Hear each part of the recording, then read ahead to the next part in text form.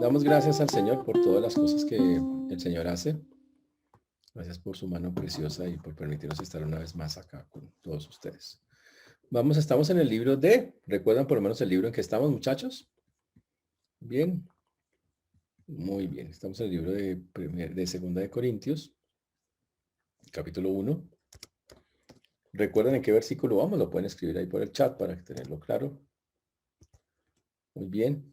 Pero venimos estudiando el libro de Segunda de Corintios diciendo que Pablo escribe esta carta, una de las cartas, escribió varias cartas a los Corintios, y dice que es apóstol por la voluntad de Dios. Dice, junto con Timoteo, escriben a la iglesia que está en Corinto. Y dice allá, con todos los santos que están en toda calle, gracia y paz a vosotros. También dice que nos ha enseñado que Dios es el Padre de misericordias. Y vimos qué significaba eso, el Dios de toda consolación, y significa el que consolar es levantar. Y dice que lo hace con un solo propósito, que nosotros también podamos levantar a otros cuando estén en esos momentos. También nos dice que Él está con nosotros en cualquier tribulación, en cualquier aflicción, que esas abundan cuando estamos en la vida cristiana, pero que no temamos, sino que entendamos que el Señor es nuestra esperanza, que nos va a mantener firmes y que somos compañeros en esas aflicciones. Ahora también dice que habló de hasta dónde pueden llegar esas tribulaciones. Digo que ha estado a punto de perder la vida. Que él mismo dijo, bueno, aquí ya, hasta aquí terminó todo, pero también tenía su confianza que si aún muriera, el Señor lo levantaría de los muertos. Cuando llegamos después de eso, dice que el Señor lo seguirá librando hasta que Él cumpla su plan y su propósito, como efectivamente así ocurrió. Y después nos empieza a narrar que lo del viaje que él quería ir, por qué pospuso su viaje. Dice que él tenía un deseo muy grande de estar allá, que él quería estar allá con ellos para bendecirlos con algún don espiritual, y obviamente el primero da algunas de las cosas, explica por qué no fue allá. Dice que primero tenía que recoger una ofrenda, pasar a Jerusalén y después volver, que eso no ha sido un acto de ligereza, sino que ha estado obedeciendo al Señor. Que Él es un hombre que su sí sea sí y su no sea no, como la Biblia dice que tiene que ser, que nosotros debemos tener esa misma clase de práctica. Y hoy vamos a comenzar del versículo. Si ustedes llegan ahí, vamos a 2 Corintios capítulo 1, versículo 21. 2 Corintios 1, 21 y 22.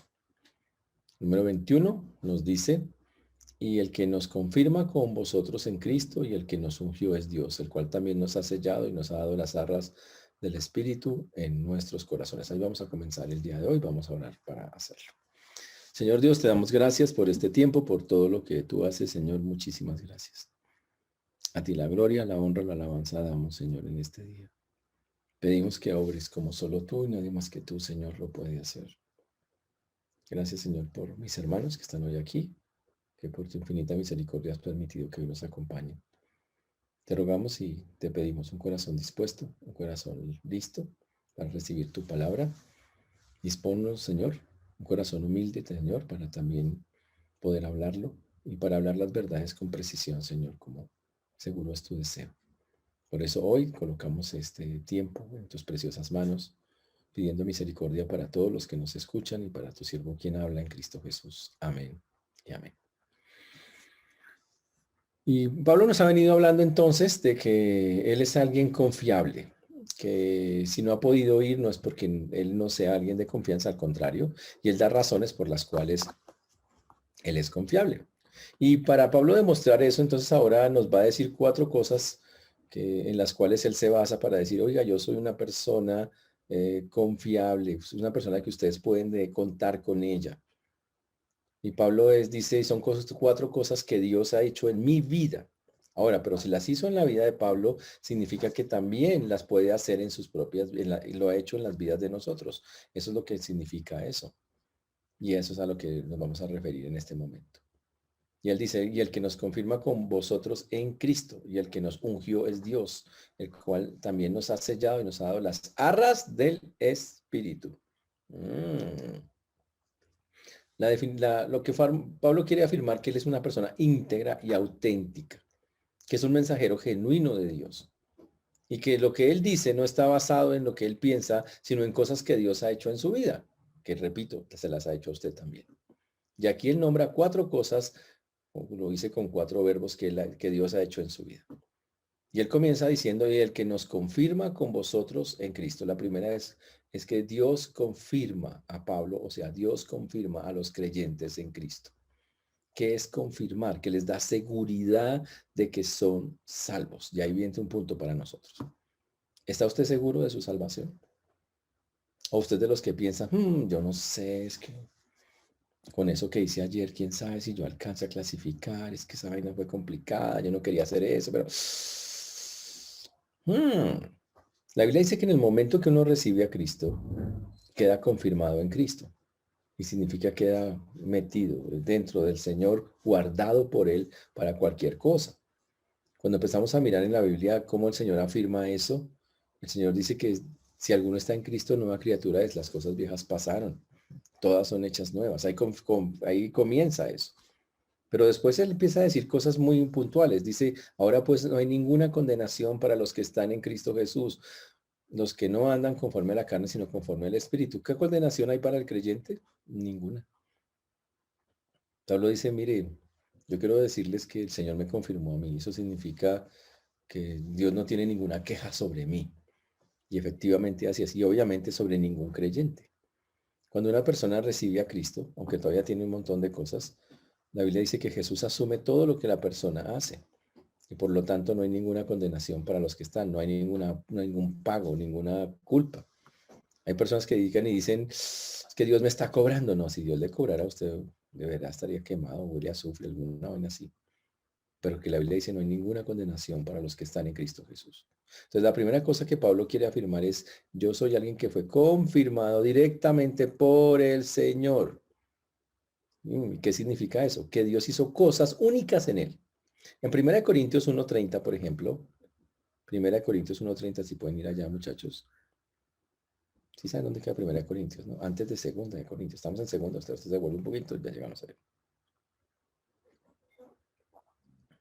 Dice, mas por él estáis vosotros en Cristo Jesús, el cual ha sido hecho por Dios, la obra de Dios. Sabiduría, justificación, o sea que ha sido la persona llena de sabiduría, ha sido justificada, santificada y redimida. Esa es la obra. Y Pablo dice, mire, yo soy una persona que Dios ha hecho esto en mí, me ha confirmado. Significa, ha puesto en mí la seguridad de que Él está conmigo y me ha añadido un montón de cosas que, wow, son supremamente valiosas y supremamente importantes para mí, porque que me hacen estar tranquilos, que me hacen estar confiado en que estoy con el Señor, voy a estar con Él y voy a morir con Él, y que cuando muera estaré unido a Él. Wow, qué increíble, ¿no? Y está diciéndoles a ellos, yo soy parte del cuerpo de Cristo. Y yo quiero que sepan que aunque ustedes me están atacando, recuerden que Pablo está respondiendo a algunas cosas que lo atacan por ciertas cosas. Y si ustedes no pueden negar que yo soy un creyente, porque Dios mismo es el que me confirmó. Ustedes pueden atacarme, pero Dios mismo me ha confirmado a través de montones de cosas. Y otra cosa, los corintios eran hijos espirituales de Pablo. La Biblia dice que Pablo los engendró mediante el Evangelio. Eso está en 1 Corintios 4:15. Pablo dice, yo a ustedes los engendré. Y por lo tanto yo quiero que no dejen de estar negando que yo estoy en el Señor. Pues Dios mismo me ha confirmado. Sería la primera cosa. Todos los creyentes somos confirmados. Si usted es un creyente, usted debe estar tranquilo de que Dios va a completar la obra que comenzó en usted. Ahora, la pregunta es, ¿Dios ya comenzó la obra en usted? Para eso usted tiene que haberle entregado su vida a Cristo. Si eso fue así, ya usted está en el camino de Dios. Y Dios le va a dar la tranquilidad, yo estoy contigo, yo estoy contigo. Eso no quiere decir que no van a pasar cosas, quiere decir que cuando pasan yo estoy tranquilo porque sé de quién soy y para dónde voy. Ese es el punto. Segunda cosa, que Pablo mismo la habla en este mismo texto que estamos mirando de Corintios. Él nos dice, pero un segundito acá, que se me fue. Versículo 21 también. Dice, y el que nos confirma con vosotros es Cristo. Y el que nos ungió es Dios. Ungió. ¿Ustedes han escuchado esa palabra ungir? Dice, claro, pastor. Dice, la unción. Yo he oído que hay gente que tiene una mega unción. Está el súper ungido de Dios. Yo he escuchado eso en las iglesias. Pues sí, yo sé que lo he escuchado. La pregunta es si eso es real. Cuando las personas no entienden qué es la palabra unción, piensan que hay unas personas que tienen la unción y otras que no tienen la unción y cosas como esas. Pero en la Biblia la palabra unción tiene un significado bastante claro. La palabra unción es comisionar para un servicio, es comisionar a alguien para un servicio, es apartar a alguien para un servicio. Y para eso hoy toca mirar versículos, obviamente, del Antiguo Testamento que nos ayudan mucho a entender qué es la unción. ¿Ok? Vamos a Éxodo 28:41, por favor.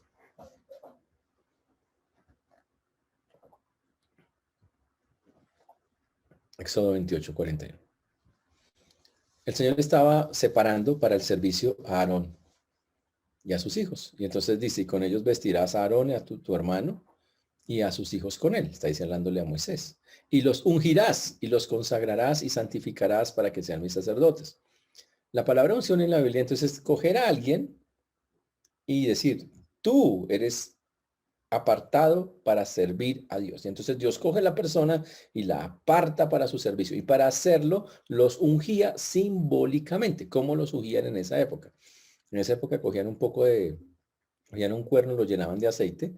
Y cuando el profeta llegaba donde la persona que tenía que ser separada para el uso de Dios, llegaban y le echaban todo ese aceite encima, se lo regaban y la persona quedaba bañada en el aceite. Pero eso significaba que la persona quedó apartada para el uso de Dios. Y así ocurría muchas veces con muchas personas que ocurrieron. De pronto el caso más interesante es, por ejemplo, con Saúl y con David. En Primera de Samuel 15:1, por ejemplo, Primera de Samuel 15:1.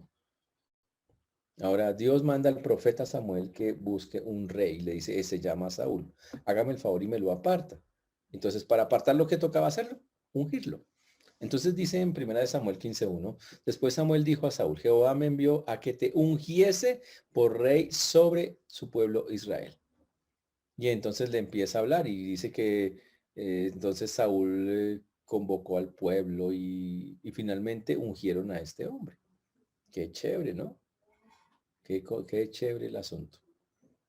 Ahora, ¿cómo fue la unción? Lo mismo, lo apartó, lo selló, le echó eso que decimos que se lo echó nuevamente en la cabeza. Ahora, la Biblia en esto habla también que cuando, por ejemplo, se apartó a David, el profeta llegó y le echó encima el cuerno lleno de aceite y con eso David quedó apartado para el servicio a Dios. Y todos, como pueden ver, son versículos normalmente que hablan del Antiguo Testamento, de ese tipo de cosas. Pero cuando llegamos al Nuevo Testamento, Cristo dijo cosas muy interesantes. En Lucas 4:18, el Señor estaba leyendo las escrituras en una sinagoga.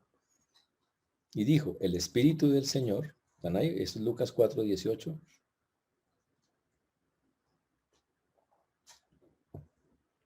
¿Están ahí? Dice, el Espíritu del Señor está sobre mí, por cuanto me ha ungido para dar nuevas a los pobres. Me ha enviado a sanar a los quebrantados. Pero oye lo que dice, el Señor dice, el Espíritu del Señor, o sea, el Espíritu Santo, estaba sobre Jesús, dice, me ha ungido, me ha separado para una misión especial.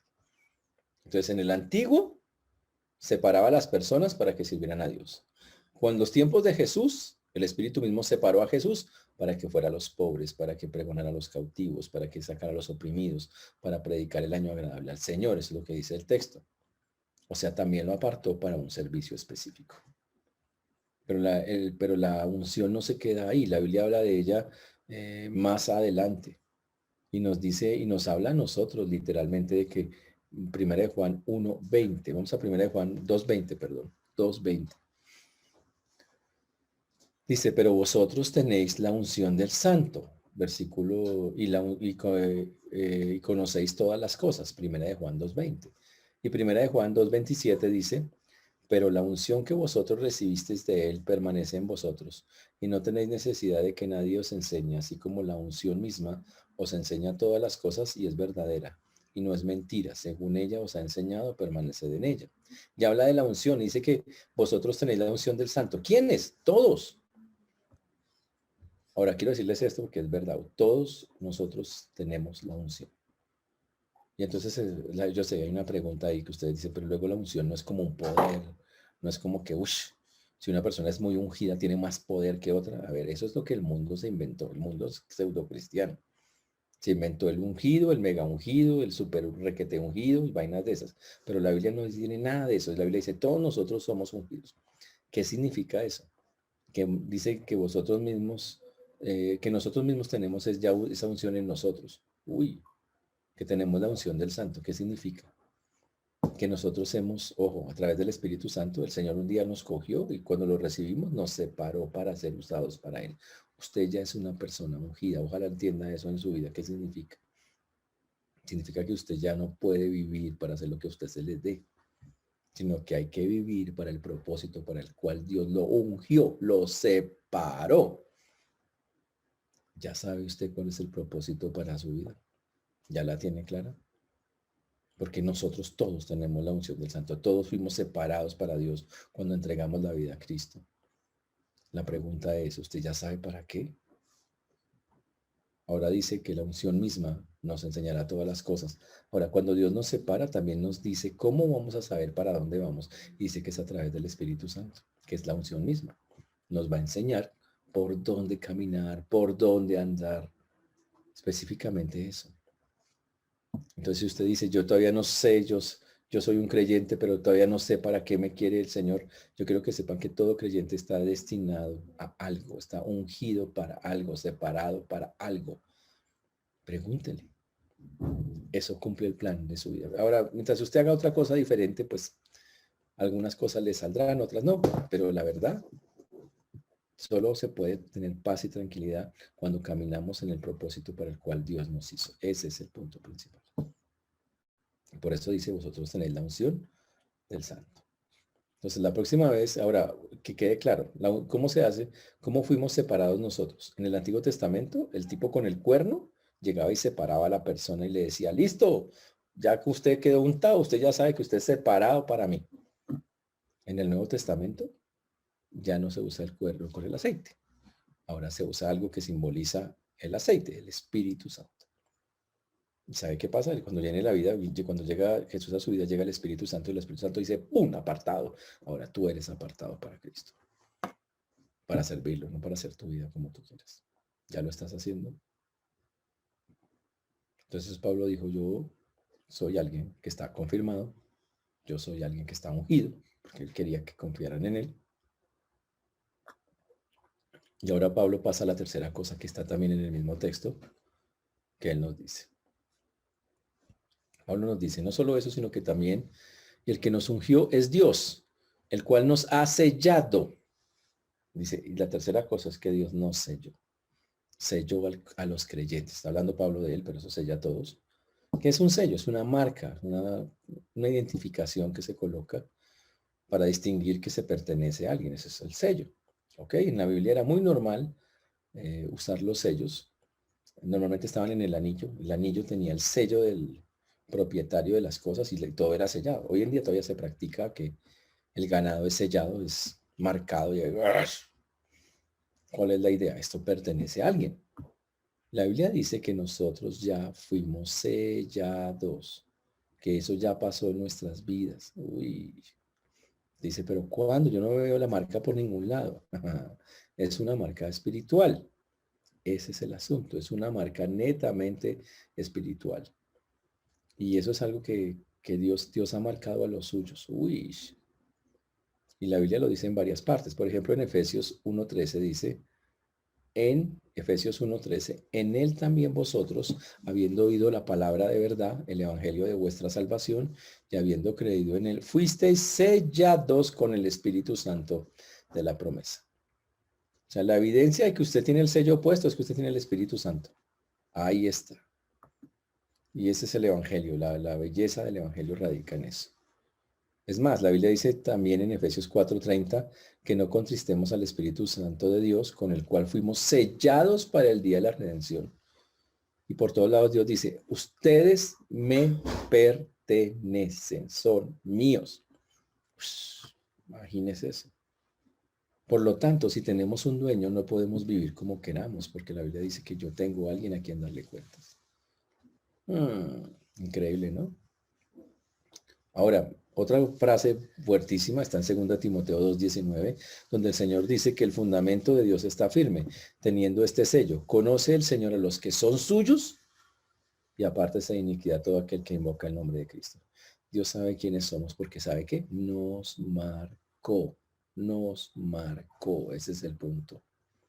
Y la marca que distingue ese sello es el Espíritu Santo, porque mora en nosotros. Y esa es una evidencia. El Señor dijo, ¿sabe cuál es la evidencia? ¿Cómo es el sellito? El sellito es el Espíritu que está en usted, que está ahí vivo, diciéndole cosas. Ahora, ¿qué significa también ese sello? Señores, que somos posesión del Señor para siempre. Para siempre. Que Él es nuestro dueño. Y si es nuestro dueño, ¿qué podemos esperar de Él? Pues que nos cuide, que nos guarde, que eso es lo que implica tener ese sello. No solo para Pablo, sino también para nosotros. Y eso es algo fantástico, ¿no? Qué chévere, ¿no? Entonces ya van 3 cosas. Entonces Pablo dice que él fue confirmado, todos nosotros también. Pablo dice que fue ungido, todos nosotros también fuimos ungidos. Pablo dice que él fue sellado, todos los que somos creyentes somos sellados. Eso es una cosa que va para todos. Pero la cuarta es la más interesante, el cual nos ha sellado y nos ha dado las arras del Espíritu en nuestros corazones. Las arras del Espíritu. ¿Ustedes usaron arras? Aquí hay personas, yo veo personas ahí entre el público que tienen los suficientes años para usar arras. Las arras hoy no se usan tan comúnmente, pero en tiempos de antes, de unos cuantos años atrás, los esposos siempre usaban arras. Dijo, trajeron las arras. Las arras eran unas moneditas, ustedes conocen, chiquiticas, que garantizaban, era un símbolo de que había un negocio que se estaba realizando y que las arras eran la garantía de ese negocio. Una arra es una garantía. Es algo que se da, es como una cuota inicial. Aquí está, mire, ¿sabe qué? Aquí está. Esta es una garantía de que, vea, voy a pagar el resto. Tome sus arrastrán. Y eso es algo, uy, súper. Y ahí dice el texto que en el libro de Corintios, el cual también nos ha sellado y nos ha dado las arras del Espíritu en nuestros corazones. Las arras del Espíritu. Ahora, el Espíritu habita en nosotros y el Espíritu es la unción, o sea, fuimos separados para Él. El Espíritu es el sello. Uy, chévere, ¿no? Pero también el Espíritu es el pago inicial o la garantía que nosotros tenemos como creyentes de que hay algo más. Interesante. Y que usted dice, ¿cómo así? Es apenas el comienzo de algo. Por supuesto. ¿Qué nos espera a nosotros? ¿Qué es lo que es más allá que todavía no ha pasado, pero que está garantizado que todo creyente va a tener? Bueno, hay varios pasajes que lo dicen. Primera de Pedro 1:4 lo dice. Vamos allá, por favor. Muy importante, Primera de Pedro 1:4. Ya llegaron, Primera de Pedro 1:4, está antes de Segunda de Pedro. Ahí pueden llegar. Ahora, ¿qué es lo que se nos garantiza, entre comillas? Porque, ojo, las arras son una garantía, el pago, la cuota inicial de algo. ¿De qué? Primera de Pedro 1:4 dice, para una herencia incorruptible, incontaminada e inmarcesible, reservada en los cielos para vosotros. Wow. En este momento nosotros tenemos el Espíritu Santo como garantía de que vamos a recibir más adelante, cuando muramos, por estar en Cristo, vamos a recibir una herencia incorruptible, una herencia incontaminada, inmarcesible, no hay palabras para describirla, reservada en los cielos para nosotros. Uy. Y Pablo le dice, está diciendo a los corintios, señores, yo soy un creyente separado por el Señor, con el Espíritu Santo morando en mí, sellado, ungido, ratificado por Dios. Soy alguien digno de confianza. Pero ojo, igual que ustedes, a los creyentes, les habla él. Uy. Por eso Dios nos ha dado las arras del Espíritu. Lo dice no solo acá, sino en otras partes de la misma Corintios. En 2 Corintios 5:5 dice, más el que nos hizo para esto mismo es Dios, que nos ha dado las arras del Espíritu. Uy. Las arras de nuestra herencia. Efesios 1:13-14 aclara en la última parte el propósito específico, todavía muy más puntual y más claro todavía. Les leo. Efesios 1:13-14. En él también vosotros, habiendo oído la palabra de verdad, el evangelio de vuestra salvación, y habiendo creído en él, fuisteis sellados con el espíritu de la promesa el espíritu de la promesa, que es las arras de nuestra herencia. ¿Hasta cuándo? Hasta la redención adquirida para alabanza de su gloria. Señores, estamos esperando ese momento en que eso que el Señor, esa cuota inicial que nos dio el Señor de poner su espíritu, de sellarnos con él, sea plena, y significa salir de este cuerpo, salir de donde estamos y empezar a meternos a disfrutar de la posesión que el Señor tiene para nosotros. ¿Qué es la posesión? Ser coheredero con Cristo de todas las cosas. Ahí es donde vamos a estar. Entonces, 4 cosas que como creyentes entonces es claro que tenemos. Todos. El Señor nos confirmó, nos da seguridad de que somos hijos de Él. Porque Él hace la obra, Él es el que justifica, santifica. La otra es que Él nos separó para un uso específico. Y yo en eso tengo que preguntarles una y otra vez. ¿Ya tienen claro cuál es el uso para el cual Dios los salvó? El tercero, el sello. Significa que tenemos una marca que decimos hechos para Dios. Hechos para Dios. Somos de Dios. Pertenecemos a Él. Que esa es la parte que tenemos que tener nosotros bien clara. Y la otra, las arras del Espíritu. Nos ha dado las arras del Espíritu. Las tenemos, viven en ustedes, porque es el mismo Espíritu Santo, que es la garantía de que vamos a pasar a la eternidad, a disfrutar plenamente del Señor. Por eso hoy en día no lo disfrutamos al máximo, porque no obtenemos como esa alegría y ese gozo y esa adoración completa y total, porque todavía falta que cambien cosas en nuestro cuerpo para poder llegar al cielo y hacerlo plenamente. Apenas esto es el comienzo, apenas esta es la cuota inicial de lo que Dios dice que tenemos que hacer. ¿Sabe qué es lo más chévere? Que el Señor puso esta promesa en todos los creyentes que han creído en Cristo. Eso es el asunto. Y la evidencia, señores, es que si usted tiene el Espíritu de Dios, todas estas cosas que acabo de decir son también para nosotros. Entonces, fantástico. De verdad, eso es muy bonito. Y usted debe eso. Si alguien le pregunta, pero usted de verdad si es de confianza, usted contéstele como Pablo. Yo le sabe que yo soy un hombre confirmado, nada menos y nada más por Cristo mismo. Soy alguien ungido, separado para el uso de Dios. Yo soy sellado, tengo una marca en que pertenezco a Cristo. Y fuera de eso, la evidencia de eso es que el Espíritu Santo está morando en mí como testimonio de algo que voy a recibir más adelante. Esta es una buenísima respuesta. Y Pablo, después de decir todo eso, va al versículo 22 y 23 para explicarle a los corintios que, listo, ya les he dicho, soy un hombre íntegro, soy un hombre leal, soy un hombre confiable, soy alguien que de verdad ustedes pueden contar conmigo de que estoy haciendo lo que es real. Y vuelve y les explica por qué los planes de viaje no han podido concretarse para llegar a ellos como es el deseo de él. Y para eso él usa los versículos número 22, 23 y 24. Y dice, mas yo invoco a Dios por testigo sobre mi alma, que por ser indulgente con vosotros no he pasado todavía a Cristo. No que nos enseñoremos de vuestra fe, sino que colaboramos para vuestro gozo, porque por la fe estáis firmes. Y Pablo dice algo que una frase como rara, dice, mas yo invoco a Dios por testigo. Esa es la parte fácil de la historia.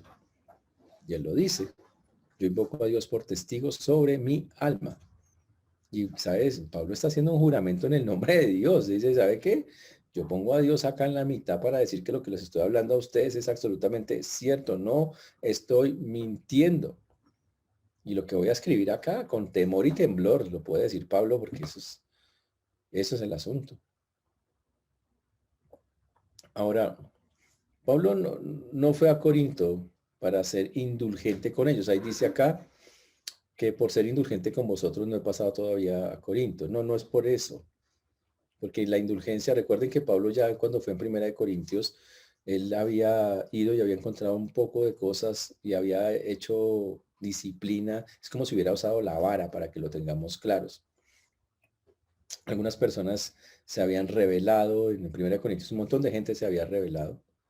Y Pablo tuvo que ser fuerte con ellos y wow. Y entonces siempre la gente pensaba, Pablo cada vez que venga nos va a dar duro, porque Pablo siempre con la vara. Y Pablo dice, yo no he dejado de pasar, no voy a dejar de hacerlo. Si me toca hablar a ustedes todavía fuerte, lo voy a hacer.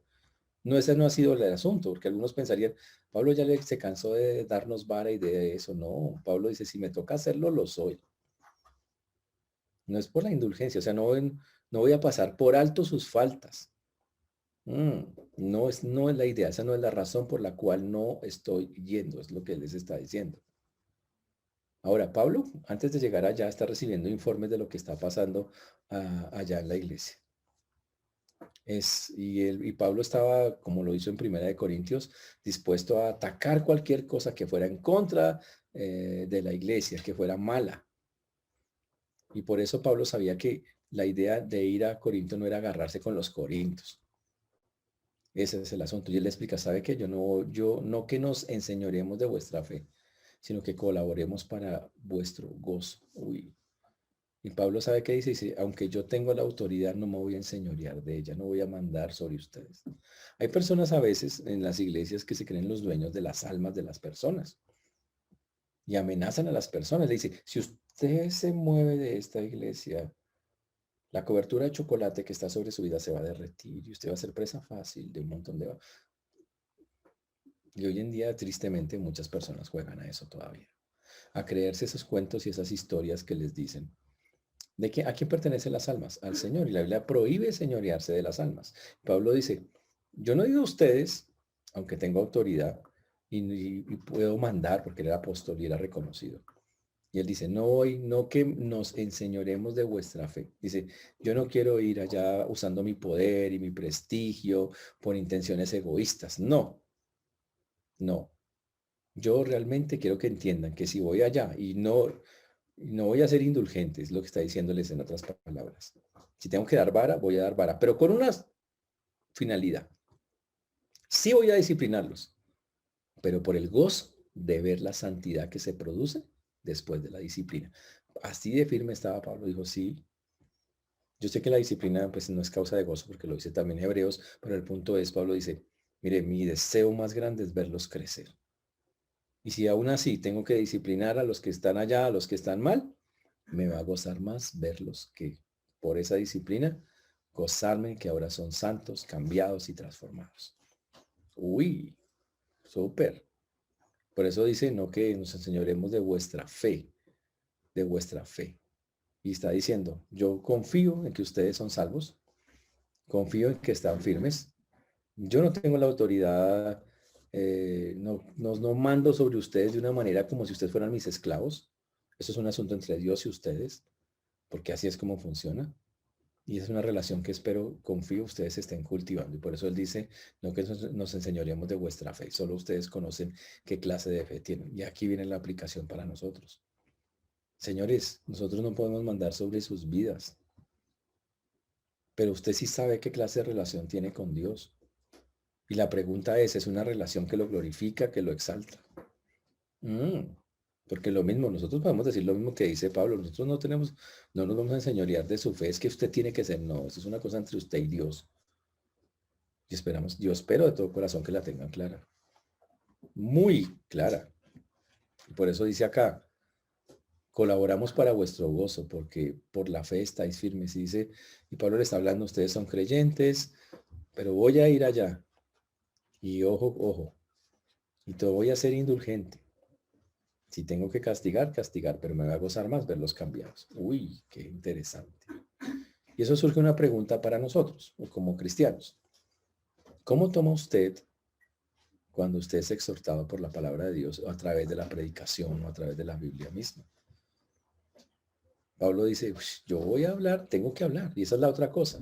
¿Qué hace usted? ¿Se queda callado o habla cuando tiene que hablarlo? Esa es la otra cosa que Pablo nos dice allí en eso. Pero hay algo más que Pablo añade en el capítulo 2, versículo 1, y tiene que ver con lo mismo. Recuerden que los números que tenemos en la Biblia son humanos, o sea, son inventados para que podamos leer, pero que estas cartas eran derecho. Y esta parte de los primeros versículos hacen parte de lo que Pablo viene hablando. Él dice, Esto pues determiné para conmigo no ir otra vez a vosotros con tristeza. Uy, Pablo dice, no ir otra vez a vosotros con tristeza. Ya había venido con tristeza Pablo antes, claro. La primera vez vino con bastante tristeza porque tuvo que exhortarlos muchísimo. Fue muy duro, primera visita de Pablo fue muy dolorosa y muy fuerte, porque fue a decirle, ¿sabe qué? ¿Se arrepienten o se arrepienten? Eso es el asunto. Uy. Y Pablo ahora en su corazón dice, y ojalá esta vez que vaya yo no tenga otra vez un encuentro triste con ustedes porque yo tenga que cogerlos y decirles, hermano, ya es hora que se arrepientan. No, no, no, no, no. Y dice, y si cambié de mi motivo, mis planes, si ya no son como eran antes, no es porque yo no sea digno de confianza, porque lo acusaban de que él era volátil y que se iba, sino que él tiene una sensibilidad muy grande a la iglesia y Dios lo ha ido guiando. Primero tengo que hacer las cosas allí, en Jerusalén, llevar la ofrenda a los santos y después voy a volver a Corinto para estar con ustedes. Y Pablo la tenía clara y se lo quiere explicar en eso. Eso nos lleva a una muy bonita conclusión. Pablo era un hombre que dejaba dirigir su vida, que iba donde el Señor le decía que tenía que ir, no iba por donde quisiera. Ese es el asunto. Y otra cosa, uno puede hacer todos los planes que quiera, y yo sé que ustedes han hecho montones de planes, pero sabe que si Dios no quiere, no van a salir. En el caso de Pablo, Pablo es humilde, agacha la cabeza y dice, bueno, Señor, ese no es tu plan. Pero no es porque yo no sea una persona confiable o que yo cambie de parecer o 7 pareceres. No, simplemente tengo claro que cuando tú pones un obstáculo no hay nada que hacer. El obstáculo es un obstáculo y ya. Señor, tú sabrás, tendrás otro plan. Y es la interpretación que le está dando Pablo en ese momento. Y chévere, chévere. Y lo hace porque es un hombre sensible a la iglesia, es un hombre sensible a las cosas de Dios. Pero Pablo sigue hablando de lo mismo, versículo 2. Porque si yo os contristo, ¿quién será luego el que me alegre? Sino aquel a quien yo contriste. Suena una frase rara, pero no es tan difícil de entender. Ah, Pablo dice, yo tengo un celo por la iglesia, porque la iglesia sea limpia, sea pura, que estoy dispuesto a ser fuerte, entristecerlos. Miren lo que está diciendo Pablo. Entristecerlos. Y después de verlos tristes, la tristeza que ustedes tienen los va a llevar al arrepentimiento. Y el arrepentimiento los va a llevar a cambiar. Y cuando ustedes cambien, entonces eso que fue tristeza en ese momento, me va a llenar de mucho gozo. Porque los voy a ver diferentes, distintos. Uy, increíble. Y ahora quiero hacerles entender cómo funciona eso en la vida de nosotros. Hay muchas cosas que usted quiere hacer, pero a veces cosas que queremos hacer, pero no están bien o a Dios no le gustan. ¿Qué hace Dios? Pues fácil, le cierra las puertas. A ver, trate de meterse con Dios. No importa cuánto usted fuerce una puerta, no importa cuál usted, a veces uno para poder entrar por donde uno quiere, uno manipula, uno mueve cosas, uno se mete por allí, por allá, uno hace un montón de vainas tratando de que esas cosas no salgan. Y usted mueve hilos y se moví todas mis influencias y dice todas las cosas. ¿Y qué hace Dios? Nada. A ver, métase con Dios. Si Dios no quiere, usted puede ser amigo del presidente y ni al presidente le hacen caso. Nada, lo cierran las puertas y fue lo que Pablo está diciendo. Pero lo que quiero que entiendan es esto. A veces Dios mismo, en medio de todo eso, para cerrar una puerta, nos llena de tristeza. Y pasa muchas veces. Y usted se siente dolido o dolida porque usted dice, pero ¿por qué? Si yo no, si usted empieza a argumentar con Dios, pero si no era nada malo, si no era algo así, si yo es que Señor, hasta, ¿cómo será que hasta pensaba darte una parte a ti de eso? ¿Cómo era? ¿Y cómo es que tú o sea, me cierras la puerta? No, ¿por qué haces eso? Y duele. Pero el Señor dice, y ese es el pensamiento de Dios y el de Pablo. Pablo dice, a veces yo voy a ustedes a cerrarles la puerta, como Pablo en ese caso dice, voy a llamarles la atención muy duro, voy a pasarlos por cosas que no les gustan. Y va a ser duro para ustedes. Y voy a contristarlos. En pocas palabras, ustedes se van a sentir tristes por lo que yo hice. Pero si aprenden la lección, ojo, si aprenden, si no aprenden se van a amargar, pero si la aprenden, esa tristeza los va a guiar a cambiar, a arrepentirse. Y después de eso, ustedes van a ser otra persona ahí. Y eso tristeza provocó que ahora ustedes sean personas más como Dios quiere que sean. Y entonces ahora esa tristeza que les provoqué, Pablo les dice, se va a convertir en una alegría para ustedes y para mí. Nos vamos a gozar los dos. ¿Por qué? Porque ahora yo los veo a ustedes como yo quería verlos. Y ustedes cambiaron de tristes a alegres. Porque, ojo, porque entendieron cuál era el propósito de Dios. Ese es el punto. Entendimos cuál era el propósito de Dios. Yo no sé qué está pasando en su vida, qué cosas pueden estar ocurriendo o entristeciendo, o proyectos que tal vez tenga y no le estén saliendo, porque eso pasa mucho. A veces hacemos proyectos, voy a hacer esto, voy a hacer lo otro, y pum, no le sale. Y no pasa. Pero señores, le tengo varios consejos en esto. Primero, no pelee con Dios. Si se cierra una puerta, Pablo está contándoles a ellos, pero Pablo no dice, estoy tan amargado, mire, he querido ir varias veces allá y nada, de una piedra y una rabia que es que no, nosotros sí nos da así, ¿cierto? Nosotros sí somos como, pero ¿por qué? Es que no es justo, es que, pero Dios por alguna razón lo hace. Yo no puedo desconfiar de Dios, o sea, dejen de desconfiar del Señor, pero por eso le digo, no peleen con Él. Sean honestos, dígale, Señor, ¿sabes qué? Eso me duele. Eso es ser honesto. Dígale también lo otro, Señor, no entiendo.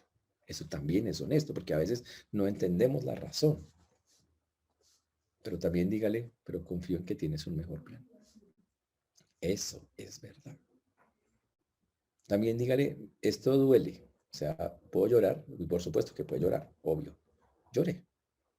Y me duele porque, y dígale más bien al Señor, ayúdame a entender. Porque yo quiero de verdad, si hay algo que tengo que cambiar, enséñamelo. Dímelo, porque tal vez es algo que debo cambiar y no lo he entendido. Ayúdame. Entonces la tristeza se convertirá en gozo. Para Dios y para ti.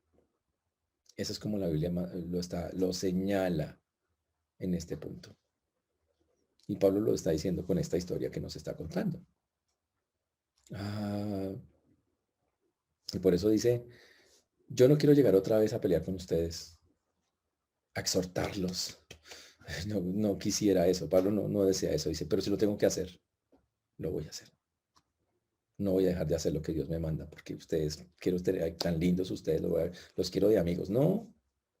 Y ahí se habla, y ahí Pablo nos está contando la responsabilidad que tenemos de que no pasamos por alto esas cosas. Él esperaba que ojalá con las cartas que estaban intercambiando, porque esta es la que tenemos, pero Pablo entre la primera y la segunda mandó varias cartas. Y él esperaba que mientras en la primera, entre la primera y la segunda que conocemos, las otras que están en la mitad, esas cartas que mandaba resolvieran los problemas que tenían allá antes que él llegara. Para que cuando él llegara no tuviera que llegar a exhortar, sino que llegara y dijera, uff, qué chévere esta gente cómo ha cambiado. Ya salieron de su pecado o de esas cosas en las que estaban enfrascados, porque a veces no necesariamente era pecado. Uy, dice, qué chévere llegar y dedicarme únicamente, que era el deseo de Pablo, a alegrarme con ustedes. Uy, qué chévere, ¿no? Mi deseo es llegar y estar con ustedes y alegrarnos. Muy bonito eso. Por eso dice acá el versículo 3, y esto mismo os escribí para que cuando llegue no tenga tristeza de parte de aquellos de quienes me debiera gozar. Y Pablo dice, y por eso es que les he mandado varias cartas, porque cuando yo llegue ustedes ya hayan tenido en cuenta las cartas, lo que yo les he hablado, ustedes ya hayan cambiado, y en lugar de yo ponerme a producirles tristeza, porque tendría que hacerlo, de verdad nos gocemos. Dice acá, para que cuando llegue no tenga tristeza de parte de aquellos de quienes me debiera gozar. Y más bien, que cuando Pablo llegue dice, estoy feliz de verlos a ustedes, qué bendición de muchachos son ustedes. Y termina diciendo en el versículo 4, porque por la mucha tribulación y angustia del corazón os escribí con muchas lágrimas, no para que fueses contristados, sino para que supieseis cuán grande es el amor que os tengo. Y Pablo aquí revela, por eso decimos que esta carta es una carta donde Pablo muestra su lado más humano. Pablo llorando, porque es un hombre que llora por las personas, por las iglesias, por las cosas. Ahora, Pablo, y aquí es donde viene algo duro que para aceptar de la gente. Llamarle la atención, en este caso, Pablo a los corintios, no era porque se quería desquitar de ellos, porque lo cogió entre ojos, porque eran pecadores y él estaba ofendido. No, no, no, no, no. No era porque Pablo era un emocional de miedo, no. Era un acto de amor, literalmente de amor. Cuando Pablo escribió 1 Corintios, que es una carta muy dura, fue con dolor, tuvo tribulación, angustia de corazón, muchas lágrimas. Por eso dice que ahí lo dice en el versículo 4. Por mucha tribulación y angustia del corazón nos escribí con, él sentía dolor por lo que estaba pasando allá en la iglesia. Pero él les aclara, el objetivo de esa carta no era entristecerlos a ustedes, sino que ustedes supieran cuánto los amo yo. Uy, cuánto amor les tengo. Y no es que Pablo dijera, me encanta ver a la gente amada, triste y que sufra y llorando. No. Pero Pablo confiaba en lo que dice la Biblia, que hay la tristeza lleva al arrepentimiento. Y eso está en 2 Corintios, ahí mismo escrito, 7:10. Dice, porque la tristeza que es según Dios, oigan eso, hay tristeza de esa de la herida que llevo siempre en el alma no cicatriza. Inevitable me marca la pena que siempre, esa es así, toda llevada, ¿sí? Pero hay una tristeza bíblica, una buena, una que sí tiene una finalidad muy interesante. Que la tristeza que según Dios produce arrepentimiento, primeramente para salvación. De que no hay de qué arrepentirse, pero la tristeza del mundo produce muerte. Y eso está interesante. Una tristeza buena, una mala, pero Pablo dice, mire, yo no soy feliz viéndolo a ustedes tristes cuando yo les llamo la atención. Pero yo espero que esa tristeza bíblica los produzca arrepentimiento, cambien y que pasen de la tristeza, cambien y empiecen a tener gozo. Y se gozan ustedes y me gozo yo. Hay un versículo durísimo en Proverbios 27:6 para entender esa verdad. Fieles son las heridas del que ama. Tremendo, ¿no? Fieles son las heridas del que ama. Ahora, Pablo ha dicho todo eso porque hay maestros falsos que están atacándolo, diciendo que él era un tipo que no se podía confiar en él, que era un hombre que buscaba su propio provecho. Y obviamente igual que, y eran como una guerra contra él, que no solamente estaba en 2, sino en 1 Corintios. Por eso Pablo nos hace un comentario sobre su corazón. Dice, yo soy un hombre que fui separado para el Señor, fui un hombre que fui ungido, se ha separado para Él, que fui confirmado en el Señor, un hombre que fue sellado y un hombre que tiene y está esperando que un día llegue eso. Soy alguien digno de confianza y mis acciones están motivadas por una sola cosa, el amor a todos ustedes. Y por eso, con esa sinceridad con la que el Pablo está hablando, él dice, por eso quiero no volver con tristeza a ustedes, sino con la alegría de verlos cambiados y transformados. Eso nos lleva a una pregunta y una exhortación también para nosotros. Es, cuando hay tristeza, solo hay dos caminos en la tristeza. Y un camino es tomarla como algo que necesito aprender para un cambio, porque tal vez Dios lo quiera así, y motivarme hacia algo, y sobre todo cuando las cosas no nos salen. Recuerden eso, porque este es un texto donde Pablo les explica, ya varias veces quise ir, pero es que no salió. Y el otro camino que muchos toman es el camino de la amargura, porque no le salen las cosas. Pablo no tomó ese, nos muestra cuál es el de Dios. Y trata de ser muy puntual y muy amoroso y decirnos, muchachos, yo sé que a veces provoco tristeza en la gente. Y yo estoy seguro, hermanos, que a ustedes algunas veces lo que escuchan, lo que escuchamos de la palabra o las predicaciones o Dios mismo hablándonos, nos produce una tristeza o las circunstancias. Dios habla a través a veces de las circunstancias y esas cosas en las que Dios se cierra la puerta y no le salen nada. Usted todo emocionado, va a salir esto y ¡pum! Lleve, no le salió nada. Señores, cuando eso, Señor, listo, hay que parar, tomar aire, Señor, ¿qué quieres que aprenda? Es algo que estoy haciendo mal, necesito arrepentirme de algo, necesito cambiar hacia algo, ¿qué quieres? ¿Qué quieres? y entender algo como lo dice Pablo. ¿Sabe por qué Dios lo hace y lo permite? Porque nos ama. Es por su amor. No es ningún desquite, no es ninguna venganza, no es porque no te quiera, al contrario, te ama mucho. Es tan grande su amor que dice, tengo que producirte esto para que al final tú pues estés bien como yo quiero que estés. Y eso es duro de aceptar. El mundo no acepta el dolor, no acepta la tristeza. El mundo no acepta esa clase no acepta los nos. El mundo no acepta que Dios maneja y tiene el control y no acepta que los caminos que le gustan a la gente salgan, no. Y obvio, la gente no quiere, ¿quién quiere sufrir? Nadie quiere sufrir. Siempre hemos dicho que una de las evidencias de eso es que usted medio le duele la cabeza y que hace 3 aspirinas de una. No quiero dolor, no quiero nada de dolor.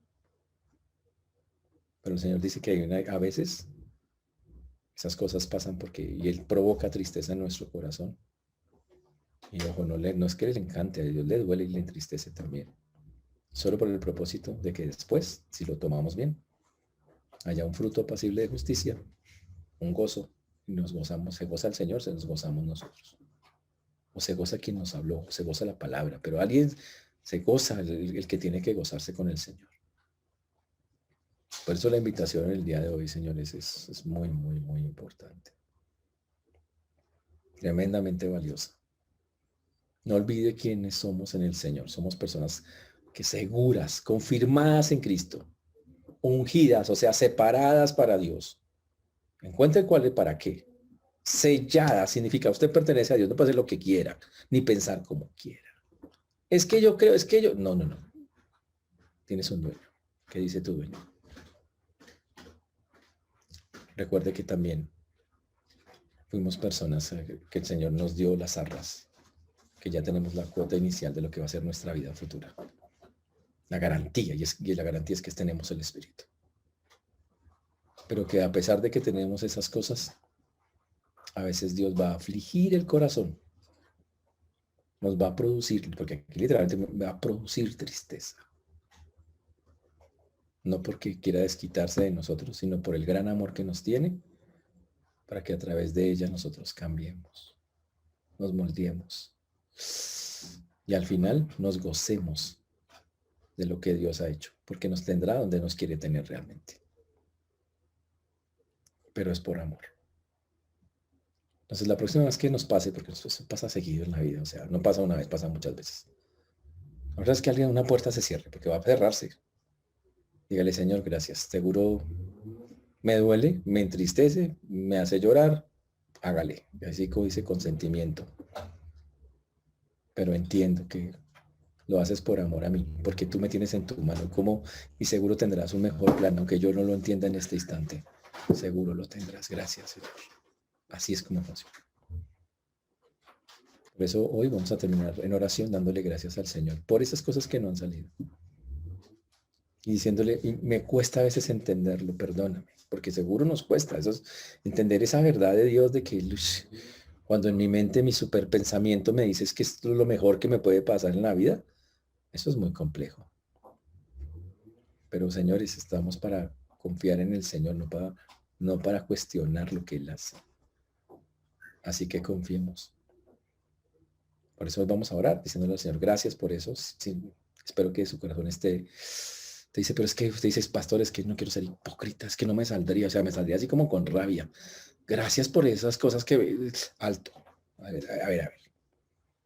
Hipocresía es cuando usted dice que siente algo que no siente. En términos bíblicos, es hipocresía, es que usted diga, estoy tan feliz que me hagas eso en la vida. No, usted no está feliz con eso, obvio que no. Pero el Señor dice que lo haga, ahí no hay hipocresía. Cuando usted le dice, Señor, mira, esto me duele mucho. Pero gracias, porque seguro tienes un plan y no lo entiendo. Gracias. Eso es otra cosa. Ahí no hay nada de hipocresía, ¿está claro? Es para que ore tranquilo, ¿no? Entonces vamos a orar diciéndole al Señor que gracias. Señor Dios, te damos gracias por esta mañana, por este tiempo, por esta tu palabra. Gracias por permitirnos escuchar de ella. Gracias por la seguridad que nos da, Señor, a través de tu palabra, de quiénes somos, como de ser afirmados, de saber que nos separaste para un uso específico, porque para eso fuimos ungidos. Gracias, Señor, porque sabemos que hoy tú tienes el control de nuestras vidas, que vamos a un día a disfrutar plenamente de la comunión contigo y de toda esa herencia, Señor, incorruptible, inmarcesible, inmaculada que tú tienes para nosotros. No la merecemos, pero gracias. Hoy también te damos gracias, Señor, por aquellas cosas que por una u otra razón no pasan y que son los deseos de nuestro corazón. Esos obstáculos que se presentan y que a veces nos causan dolor, mucho dolor o tristeza. Hoy, Señora, entendemos que no tienes maldad en ello, que lo haces por amor a nosotros, porque tú sí conoces qué es lo que realmente conviene a nuestras vidas, nosotros no. Y aunque nos produce tristeza, hoy te decimos, y aunque a veces no lo entendemos, hoy te decimos, Señor, muchas gracias. Seguimos confiando en ti. Perdónanos porque no entendemos, dudamos, desconfiamos, nos quejamos. Pero por encima de todo, tú sigues demostrando que tú harás como tú quieras con nosotros. Por eso hoy doblegamos nuestro corazón y te decimos muchas, muchas gracias. Sigue obrando y haz lo que tienes que hacer, Señor, en cada uno de nosotros. Gracias por Pablo, por su entereza, por mostrarnos que realmente uno debe creer es lo que es y no lo que la gente le diga. La gente siempre le dijo a Pablo que los falsos maestros le decían que era un engañador, que buscaba su propio beneficio, sus cosas, pero Pablo nos enseña que lo que realmente es importante y valioso es lo que piensa Dios de mí, lo que ha hecho Él por mí, lo que sigue haciendo. Eso es lo que al final cuenta. Por eso a ti damos la gloria, la honra y la alabanza hoy, Señor, en este tiempo, en este día. Y pedimos que eso nos ayude a que nuestro corazón se consuele, como lo vimos en esta carta, o sea, que el corazón se fortalezca y que entienda, listo, Señor, tú tienes mi vida y tienes un plan. Gracias. Por eso dejamos en tus manos todo lo que hemos hablado y ayúdanos a recordarlo, pero más a vivirlo en Cristo Jesús. Amén.